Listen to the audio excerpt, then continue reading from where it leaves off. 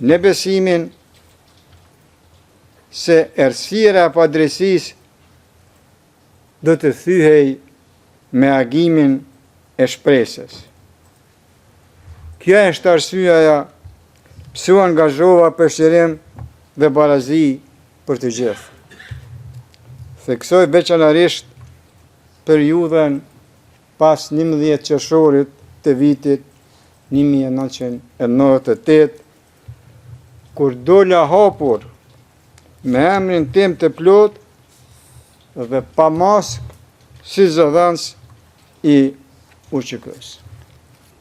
Rreziqet ishin të jashtëzakonshëm, por nuk u shqetësova për sigurinë time, sepse me udhëheqte përkushtimi im ndaj të gjithë qytetarëve të Kosovës dhe armërisë së tyre. Sot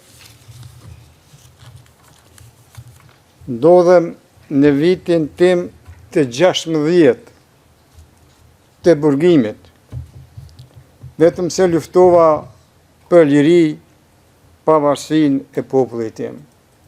Thash në vitin e 16, se 10 vite e më tepër burg i kam kaluar nga viti 1981 deri në vitin 1991. Për më shumë se 5 vjet, besoj se me janë mohuar të drejtat e njeriut të garantuara nga Konventa Evropiane për të drejtat e njeriut dhe lirit themelore. Ndërto, më rëndësishme është e drejta për të jetuar në liri, veçanërisht e drejta e një njeriu në fazën e fundit të jetës së tij për të jetuar vitet e mbetura me dinjitet pranë familjes dhe në ardhmë në lirë. Kjo më është bërë pa i shkaktuar pa drejtësi askujt, pa ja rrezikuar jetën asnjë njeriu të vetëm. Përkundrazi, kam rrezikuar jetën time jo vetëm gjatë luftës qërimtare, por që nga vitet 1972-73.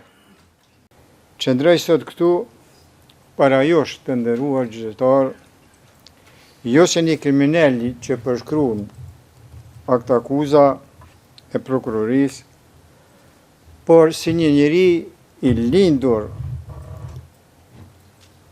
dhe i kalitur në luftra për dinjitet njerëzor, nga një popull ose në një popull që refuzoi që të zhdukej nga politikat e krimit dhe të gjenocidit të Serbisë.